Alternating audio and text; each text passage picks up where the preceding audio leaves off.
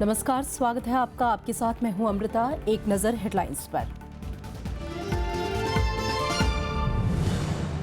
नोटबंदी पर आज सड़क से संसद तक विरोध प्रदर्शन। संसद परिसर में विपक्षी दल देंगे धरना। 6 वाम दलों का गुरुवार से प्रदर्शन का ऐलान।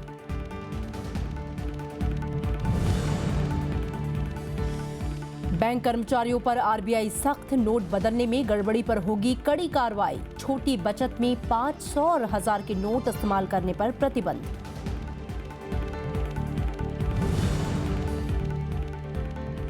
उपचुनाव में सत्ताधारी पार्टियों को मिली जीत। तामलुक और कूच बिहार लोकसभा सीट पर टीएमसी का कब्जा बरकरार। बीजेपी को शहडोल और लखीमपुर सीट।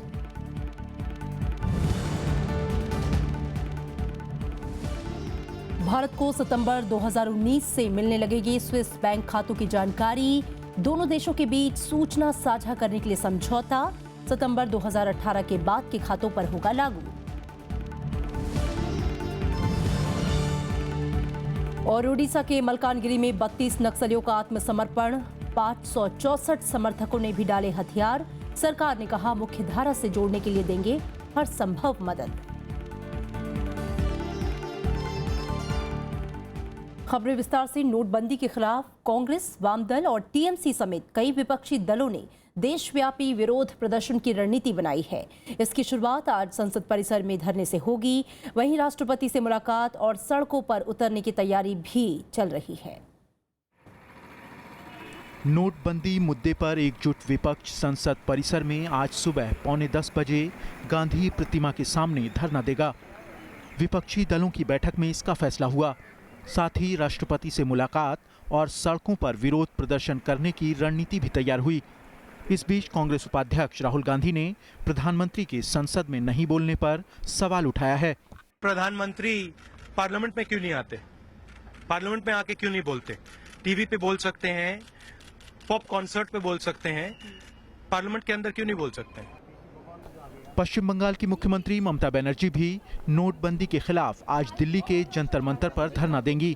पार्लियामेंट्री যেটা ধর্ণা আছে, all political party opposition, there Trinamool Congress will be attending and all the political parties. That's good that everybody will attend this. We are supporting fully that move.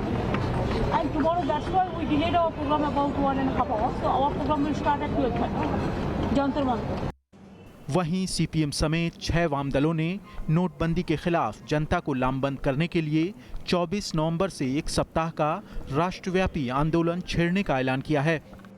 We will, during this week, take all these issues to the people all across the country and at the same time work towards a wider mobilization for an all India protest day with the other opposition parties.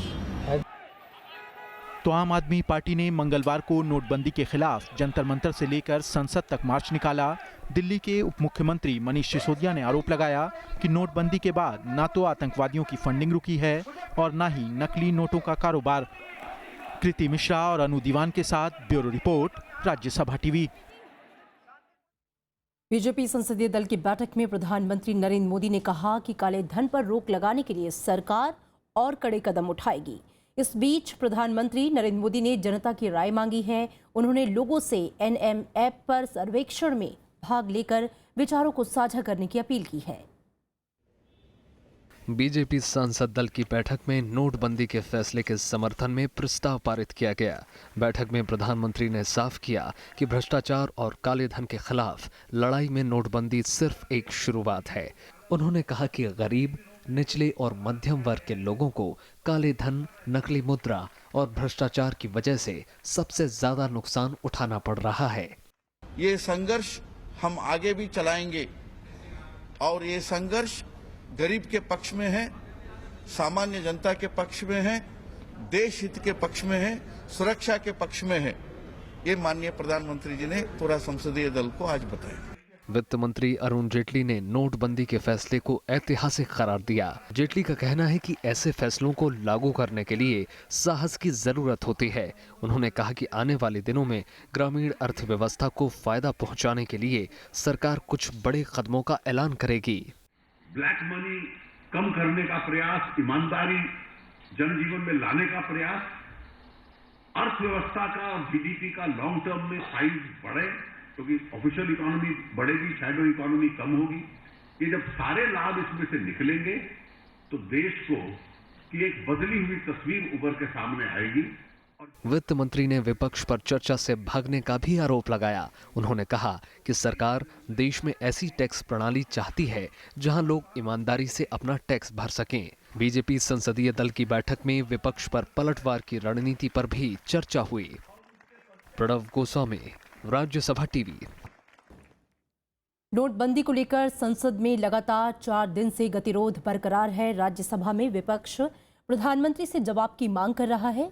विपक्षी दल नोटबंदी की वजह से कथित तौर पर जान गंवाने वाले लोगों के परिजनों को मुआवजा देने की भी मांग कर रहे हैं। वहीं लोकसभा में विपक्ष मत विभाजन के नियमों पर चर्चा को लेकर अड़ा हुआ है। राज्यसभा में चौथे दिन भी नोटबंदी को लेकर गतिरोध जारी रहा। विपक्ष ने इस मुद्दे पर एकजुटता दिखाते हुए चर्चा के दौरान प्रधानमंत्री नरेंद्र मोदी की मौजूदगी की मांग की। विपक्ष ने सरकार पर तानाशाही रवैया अपनाने का भी आरोप लगाया। ये पूरी अपोजिशन मैं अपनी तरफ से नहीं बल्कि अपोजिशन सारी अपोजिशन चाहती है। हम डिस्कशन चाहते हैं, हम लोगों की पीड़ा समझते हैं, लेकिन माननीय प्रधानमंत्री जी आए और एमपीओ की बात सुने। The debate started on an announcement made by the Honorable Prime Minister. Yes. He made the announcement of this demonetization. We want him to be here when we are debating. प्रधानमंत्री जी न सुनेंगे न जवाब देंगे। तानाशाही रवैया कभी चला नहीं। विपक्षी दलों ने नोटबंदी की वजह से कथित तौर पर मारे गए 70 लोगों के परिजनों के लिए उचित मुआवजे की भी मांग की। माननीय प्रधानमंत्री जी को बुलाना चाहिए। मामला अति महत्वपूर्ण है। पूरे देश में सरकार ने तो आर्थिक इमरजेंसी जैसा माहौल पैदा किया हुआ है। ये शरद यादव जी, ये देश के हित में फैसला है। शरद यादव जी, आपसे मेरा कहना है कि इन सारे लोगों के ऊपर कोई जो सरकार ने फैसला किया है, शरद यादव जी, आपको 10 लाख का मुआवजा देना चाहिए। सत्ता पक्ष ने नोटबंदी की चर्चा कराने पर जोर देते हुए विपक्ष पर कामकाज बाधित करने का आरोप लगाया। तो हमारी अपील ये है, कंप्लेन कोई नहीं है इनकी, हमारी अपील ये है कि ये जो है वो टुकड़ों में चर्चा नहीं हो, चर्चा तत्काल आप शुरू कराइए और जो रिमेनिंग मेंबर्स हैं जो बोलने वाले उनसे आप शुरू कराइए। तैयार है जवाब। हालांकि संसदीय कार्य राज्य मंत्री की अपील का असर विपक्ष पर नहीं पड़ा। विपक्षी दल प्रधानमंत्री की सदन में मौजूदगी की मांग पर अड़े रहे। सांसदों के वेल में आने की वजह से कार्यवाही में बाधा आई। उपसभापति पीजे कुरेन ने भी नोटबंदी पर चर्चा की अपील की। बावजूद इसके गतिरोध जारी रहा। There is order in the house. Why should the treasury benches do this? अवरोध की वजह से पहले शून्यकाल फिर प्रश्नकाल बाधित हुआ। House is adjourned till 2 p.m. भोजन अवकाश के बाद भी गतिरोध जारी रहा, जिसकी वजह से सदन की कार्यवाही बुधवार सुबह 11 बजे तक के लिए स्थगित करनी पड़ी। विशाल दहिया के साथ कृति मिश्रा, राज्यसभा टीवी। नोटबंदी पर लोकसभा की कार्यवाही लगातार चौथे दिन नहीं चल पाई। कार्यवाही शुरू होते ही विपक्षी दलों ने मत विभाजन वाले नियम के तहत चर्चा की मांग की। इसके लिए विपक्ष के कई नेताओं ने कार्यस्थगन प्रस्ताव का नोटिस दिया था, लेकिन स्पीकर सुमित्रा महाजन ने सभी नोटिस नामंजूर कर दिए। संसदीय कार्य मंत्री अनंत कुमार ने कहा कि सरकार चर्चा के लिए तैयार है, लेकिन चर्चा के बाद मत विभाजन की मांग अस्वीकार कर दी गई।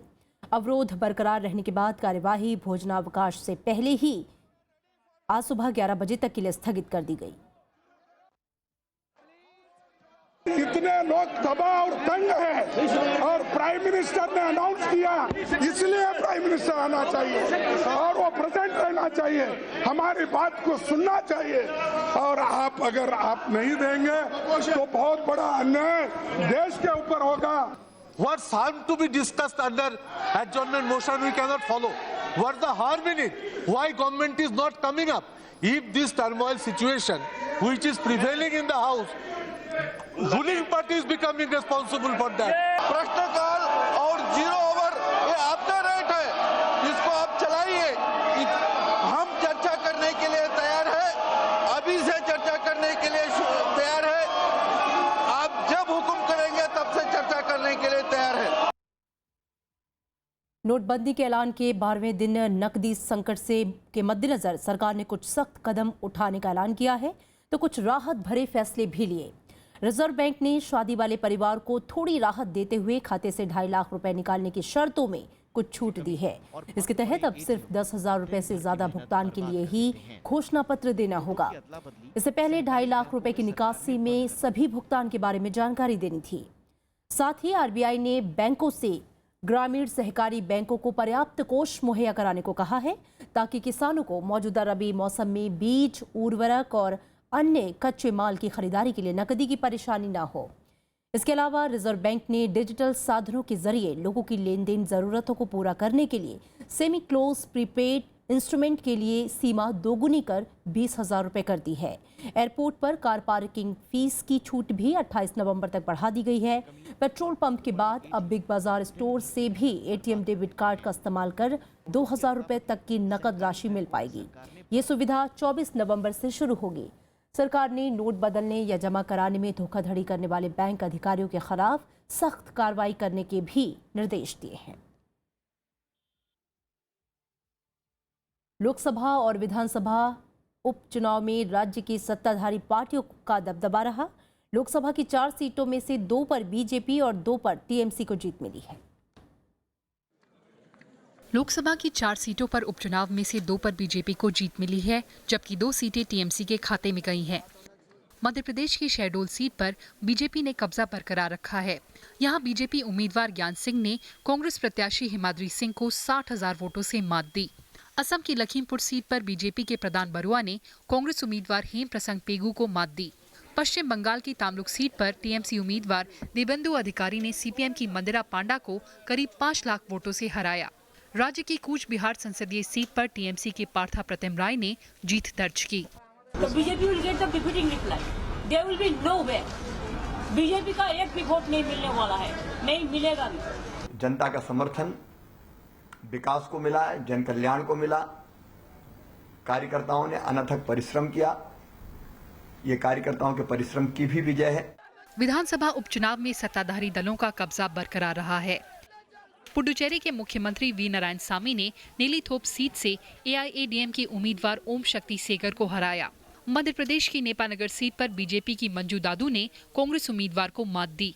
पश्चिम बंगाल के मुंटेश्वर सीट पर टीएमसी के साइकत पांजा ने सीपीएम प्रत्याशी को हराया। अरुणाचल प्रदेश की हायूलियांग सीट बीजेपी की दंसाग्लू पुल ने जीती। त्रिपुरा की बरजाला और खोवई सीटों पर सीपीएम के झुमू सरकार और विश्वजीत दत्ता ने जीत दर्ज की। असम में बैथा लांगसो सीट पर बीजेपी की मान सिंह रोंगपी ने कांग्रेस उम्मीदवार को मात दी। Congress tried to, misguide the people of Assam, but people of Assam have taken a firm stand in this regard. They are very much in favor of the stand taken by Honorable Prime Minister of the country, Shri Narendra Modi ji. Tamil Nadu की तीनों सीटें एआईएडीएमके के खाते में गई। तिरुपरन कुंद्रम से एके boss, Aravakurichi से we Senthil Balaji और तंजावुर से एम रंगासामी ने जीत दर्ज की। इन सीटों पर बीते शनिवार को वोट डाले गए थे। नोटबंदी के बाद देश का ये पहला चुनाव था। Bureau report, Rajya Sabha TV.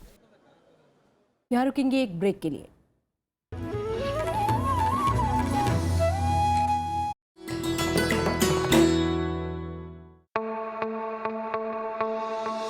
Lama यूरू गोम्पा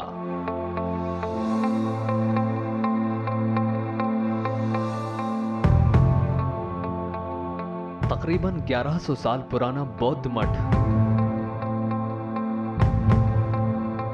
फातुला से 15 किलोमीटर दूर श्रीनगर राजमार्ग पर स्थित इस मठ में कभी रहते थे 400 से ज्यादा लामा।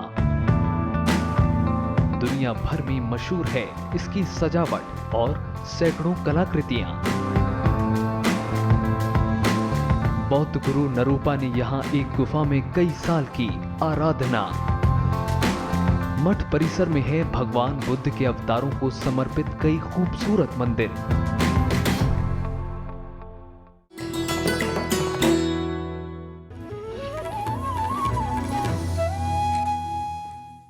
ब्रेक के बाद स्वागत है आपका। पाकिस्तान की तरफ से भारतीय जवान के शव के साथ किए गए अमानवीय व्यवहार को लेकर भारत ने कड़ा एतराज जताया है। उधर भारतीय सेना ने भी इस कायराना हरकत का मुंहतोड़ जवाब देने की बात कही है। जम्मू कश्मीर के माचिल सेक्टर में शहीद हुए 3 भारतीय जवानों के मामले में भारत ने कड़ा विरोध दर्ज कराया है। रक्षा मंत्री मनोहर पर्रिकर ने ट्वीट के जरिए पाकिस्तान की तरफ से अंजाम दी गई इस कायराना हरकत की निंदा की है। वहीं पाकिस्तान में भारतीय उप उच्चायुक्त जेपी शर्मा ने भी इस मामले पर ऐतराज जताया। जेपी शर्मा को पाकिस्तान विदेश मंत्रालय ने तलब किया था, जहां उन्होंने सीमा पार से हो रही गोलीबारी को रोकने को कहा। वहीं सेना ने एक बयान जारी कर कहा कि वो इस कायराना हरकत का मुंह तोड़ जवाब देगी।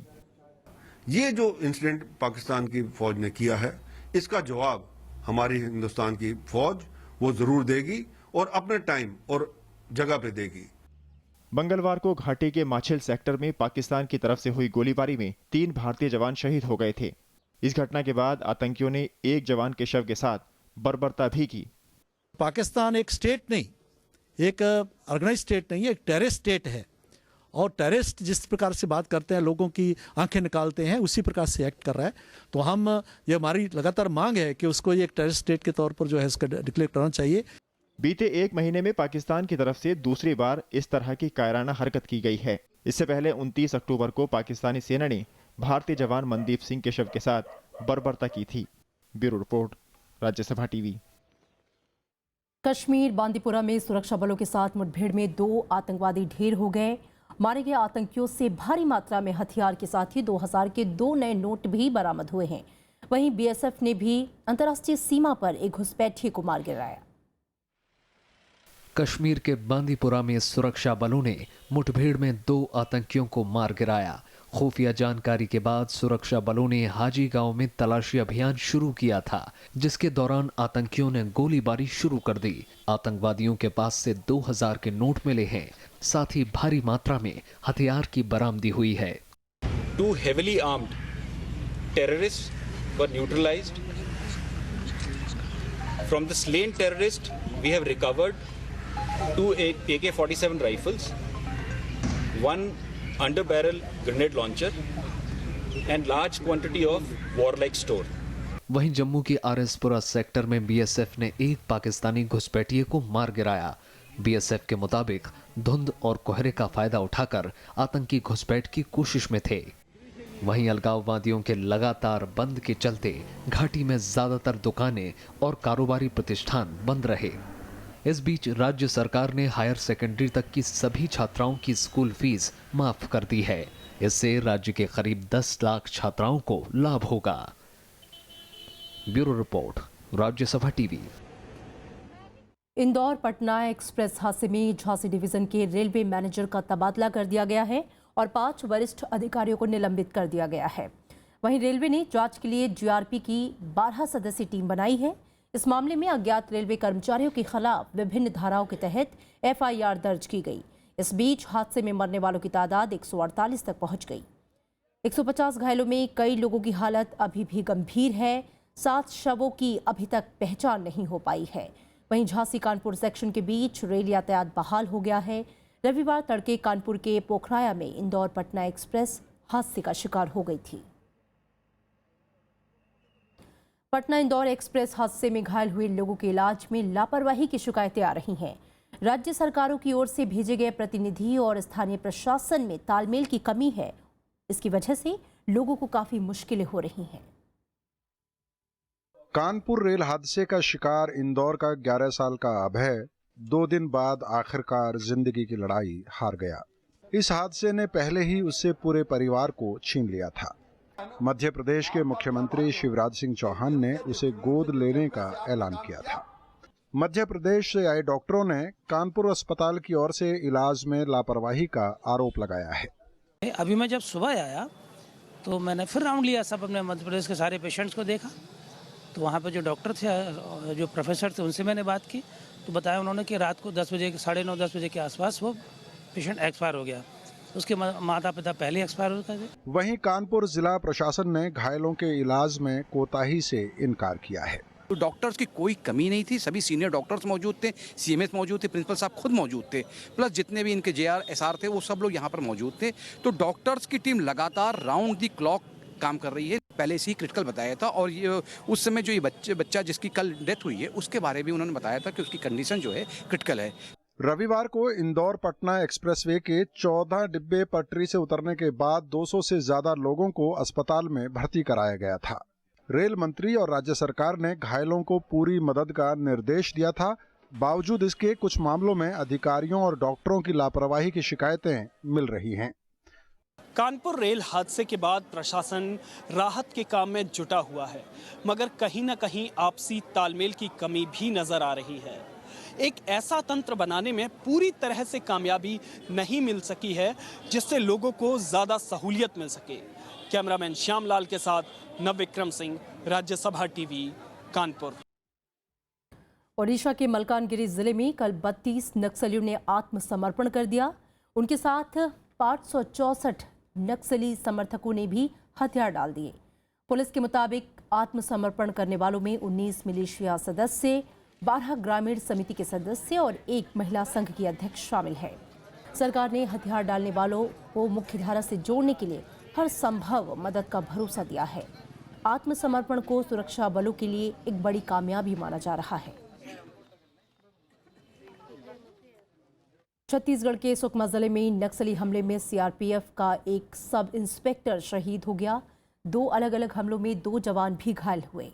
मंगलवार को सुकमा के चिंतलनार थाना इलाके में नक्सलियों ने बारूदी सुरंग में विस्फोट किया। इस इलाके में सड़क पुल का निर्माण कार्य चल रहा था। हमले के वक्त सीआरपीएफ की 74वीं बटालियन की टीम सड़क निर्माण की सुरक्षा में लगी थी। हमले के बाद इलाके में तलाशी अभियान तेज कर दिया गया है। हमले के बाद दोनों ओर से कुछ देर फायरिंग भी हुई। हालांकि नक्सली मौका पाकर भागने में कामयाब रहे। सुप्रीम कोर्ट ने दिल्ली के मुख्यमंत्री अरविंद केजरीवाल को मानहानि मामले में राहत देने से इनकार कर दिया है। मंगलवार को हुई सुनवाई में कोर्ट ने केस पर रोक लगाने से इनकार करते हुए याचिका को खारिज कर दिया। अरविंद केजरीवाल के मुकदमा लड़ रहे वरिष्ठ अधिवक्ता राम जेठमलानी ने दिल्ली हाई कोर्ट और ट्रायल कोर्ट में चल रहे अलग अलग मामलों का हवाला दिया था। उन्होंने सिविल मामले में फैसला आने तक ट्रायल कोर्ट में चल रहे मामले पर रोक लगाने की मांग की थी। वित्त मंत्री अरुण जेटली ने डीडीसीए विवाद के बाद दिल्ली के मुख्यमंत्री के खिलाफ मानहानि का मुकदमा दायर किया था। स्विट्जरलैंड की सरकार स्विस बैंक में भारतीय खातों के बारे में जानकारी देने के लिए तैयार हो गई है। ये जानकारी सितंबर 2018 से मिलेगी। इससे पहले की कोई जानकारी भारत को नहीं मिलेगी। दोनों देशों के बीच मंगलवार को इससे जुड़े समझौतों पर हस्ताक्षर किए गए, लेकिन इसमें चोरी किए गए डाटा और पूर्व में भारत की ओर से मांगी गई जानकारी का कोई जिक्र नहीं है। वहीं सूचनाओं को गोपनीय रखना भी एक शर्त है। समझौते के तहत सूचनाओं की पहली खेप सितंबर 2019 में मिलेगी। मशहूर संगीतकार एम बालामुरली कृष्ण का मंगलवार को चेन्नई में निधन हो गया। 86 साल के बालामुरली कृष्ण पिछले कुछ दिनों से बीमार थे। कई दशकों तक लोगों को अपनी मखमली आवाज से मंत्रमुग्ध करने वाले बालामुरली कृष्ण कर्नाटक संगीत और वायलिन बजाने में बेजोड़ थे। मिले सुर मेरा तुम्हारा गीत में उनकी आवाज को लोग आज भी याद करते हैं। उन्होंने कई तमिल और तेलुगु फिल्मों में भी काम किया।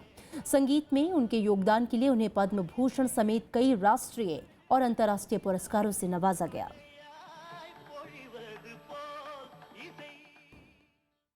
गोवा में चल रहे अंतर्राष्ट्रीय फिल्म महोत्सव में समूचे भारत की एक झलक देखने को मिलती है। इंडियन पैनोरामा में दिखाई जाने वाली इन फिल्मों को चुनना ज्यूरी के लिए भी आसान नहीं होता। महोत्सव में ज्यूरी के सदस्य उदय शंकर पाणी से खास बातचीत की हमारे संवाददाता मोहम्मद इरफान ने। 47वें अंतर्राष्ट्रीय फिल्म समारोह में इस वक्त हम हैं इंडियन पैनोरमा की ज्यूरी के साथ। ज्यूरी का प्राइमरीली रोल क्या होता है? 1 महीने तक हम लोग दिल्ली में रहते हैं और भारतवर्ष से करीब जितनी फिल्में आई हैं थी, करीब ओवर 250 फिल्म्स को हम लोग अलग अलग स्टेजेस पे देखते हैं और उनको फ़िल्टर करते रहते हैं और फाइनली करीब 22 या 23 फिल्में हम लोग फाइनल करते हैं। तो वो देखना, दिन में 5 फिल्में देखना रोज़ for 30 days without a break was quite a learning experience, I would say. It was quite taxing. We were very ruthless about the quality of film. और अगर संस्कृत की फिल्म भी है, कोई भी लैंग्वेज की भी फिल्म है, क्योंकि वो गुड सिनेमा है, इसलिए हम लोगों ने उसको सेलेक्ट किया। बहुत बहुत शुक्रिया। ये थे इंडियन पैनोरमा जूरी के इन सदस्य जो कि हमें बता रहे थे कि भारत की जो विविधतापूर्ण संस्कृति है और उससे निकलकर जो फिल्में आती हैं वो इंडियन पैनोरमा में बड़े ही परिश्रम के बाद, चयन के बाद सामने आती हैं। आपको 47वें अंतर्राष्ट्रीय फिल्म समारोह की पल पल की खबर देते रहेंगे। फिलहाल गोवा से इरफान आपसे यही इजाज़त चाहता है, कैमरा पर्सन जुनैद के साथ। टाटा सन्स के बर्खास्त चेयरमैन साइरस मिस्त्री ने आरोप लगाया है कि रतन टाटा ने टीसीएस को आईबीएम को बेचने की कोशिश की थी। मिस्त्री ने मंगलवार को 5 पन्ने का पत्र जारी कर अपने ऊपर लग रहे आरोपों पर सफाई दी। उन्होंने कहा कि रतन टाटा के गलत फैसले के कारण कोरस कंपनी का अधिग्रहण दोगुनी कीमत पर हुआ। इस वजह से कोरस में निवेश करना मुश्किल हो गया। मिस्त्री ने कहा कि दूरसंचार क्षेत्र में भी टाटा ने CDMA तकनीक अपनाई, जबकि GSM ज़्यादा लोकप्रिय तकनीक है। उन्होंने लिखा कि इन फैसलों से हजारों नौकरियां खतरे में पड़ गईं।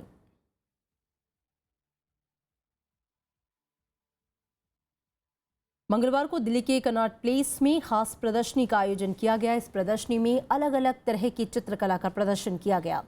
प्रदर्शनी में पहुंचे युवाओं में चित्रकला को लेकर खास उत्साह देखा गया। दर्शकों के लिए प्रदर्शनी में 90 से ज़्यादा कलाकृतियों को लगाया गया। इस प्रदर्शनी का आयोजन सहर हाशमी ने किया था। इस मौके पर कई जानी मानी हस्तियां मौजूद रहीं। अमेरिका के नवनिर्वाचित राष्ट्रपति डोनाल्ड ट्रंप ने कहा है कि हिलेरी क्लिंटन ईमेल मामले की आगे जांच नहीं की जाएगी। ट्रंप के वरिष्ठ सलाहकार के मुताबिक ट्रंप इस मामले की जांच को आगे नहीं बढ़ाएंगे। उन्होंने कहा कि ट्रंप इस मामले को लेकर हिलेरी को दुख नहीं पहुंचाना चाहते। इससे पहले चुनाव प्रचार के दौरान ट्रंप ने आक्रामक रुख अपनाते हुए मामले की जांच फिर से शुरू करने की बात कही थी। उन्होंने FBI जांच पर भी सवाल उठाए थे। ट्रंप ने एक रैली के दौरान कहा था कि हिलेरी को गुनाह के लिए जेल में होना चाहिए था। उन्होंने विशेष जांचकर्ता नियुक्त करने का भी वादा किया था। यमन में सेना और विद्रोहियों के बीच ताज़ा लड़ाई में 40 लोगों की मौत हो गई है। संघर्ष विराम के बाद कल सेना ने ताइज शहर के नज़दीक हुती विद्रोहियों को निशाना बनाया। सैन्य अधिकारियों के मुताबिक ताइज में राष्ट्रपति आवास, पुलिस मुख्यालय और सैन्य अड्डे को हुती विद्रोहियों से छुड़ाने के लिए भारी गोलीबारी की गई। उत्तर पश्चिमी यमन में सेना और विद्रोहियों के बीच भीषण गोलीबारी में 18 विद्रोही और 4 सैनिक मारे गए। यमन में अमेरिका की मध्यस्थता से शनिवार को 48 घंटे के संघर्ष विराम का ऐलान किया गया था। सेना और विद्रोही संघर्ष विराम तोड़ने के लिए एक दूसरे को जिम्मेदार ठहरा रहे हैं। यमन में पिछले 20 महीनों से संघर्ष चल रहा है। संयुक्त राष्ट्र के मुताबिक इस संघर्ष में 7,000 से ज्यादा लोग मारे जा चुके हैं। और अब चलते चलते एक नजर हेडलाइंस पर। नोटबंदी पर आज सड़क से संसद तक विरोध प्रदर्शन। संसद परिसर में विपक्षी दल देंगे धरना। 6 वाम दलों का गुरुवार से प्रदर्शन का ऐलान।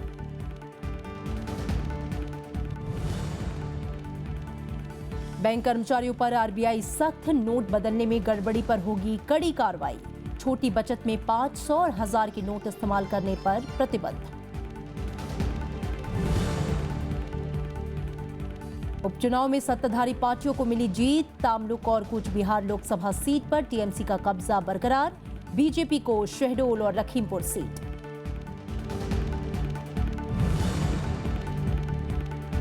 भारत को सितंबर 2019 से मिलने लगेगी स्विस बैंक खातों की जानकारी। दोनों देशों के बीच सूचना साझा करने के लिए समझौता सितंबर 2018 के बाद के खातों पर होगा लागू।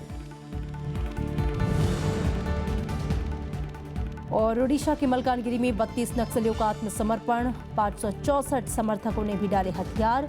सरकार ने कहा मुख्यधारा से जोड़ने के लिए देंगे हर संभव मदद।